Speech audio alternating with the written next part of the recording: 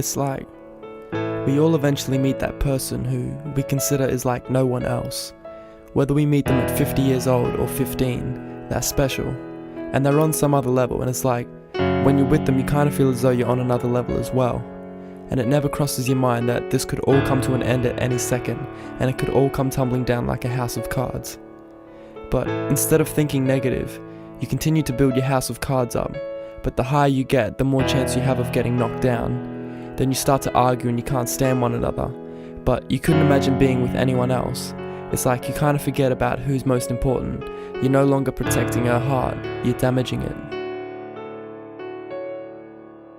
It's kind of funny how the person that can make you feel happier than ever can also have you feel the worst. And that's a scary power for someone to hold. And when you start to resent one another, that's when you start regretting. Like, what if you had never started that chat? Or what if you had never met? Would you be happier, or would you be better off? A million what ifs keep running through your head. And then you start to fight and you start to argue. It gets to the point where anything you do to each other is enough to cause a fight. It gets so pathetic that you don't even remember what you started fighting about in the first place. You listen to shit talkers and you lose trust. The person that you thought could never make you frown has made you feel like you're worth nothing. It's almost like when it's meant to be, it's meant to be, and you fall that quickly that you're a little embarrassed. And when you're with this girl, you forget about everything any other girl has ever done to you. You feel like you're the luckiest man in the world. You feel as though she's the definition of perfect. But after all the fights, all the arguments, all the tears and all the stress, it gets to the point where one of you walks away, and there's nothing you can say or do to stop it.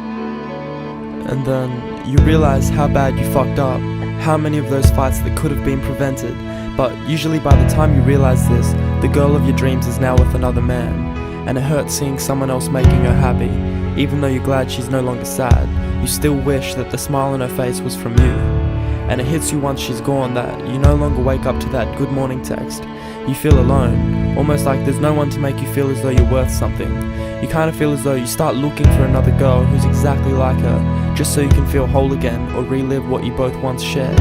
You pretend you're okay even though you want to cry. You keep replaying what it tastes like to kiss her, how warm it is when you hug her, and you never realize how much you loved her until she's gone. You both want different things. She wants to be your friend, but you want to call her your girl. And it's hard to comprehend, but I guess you swallow your pride and you accept the fact that you will never be together. And that's the hardest bit, convincing yourself that it's over.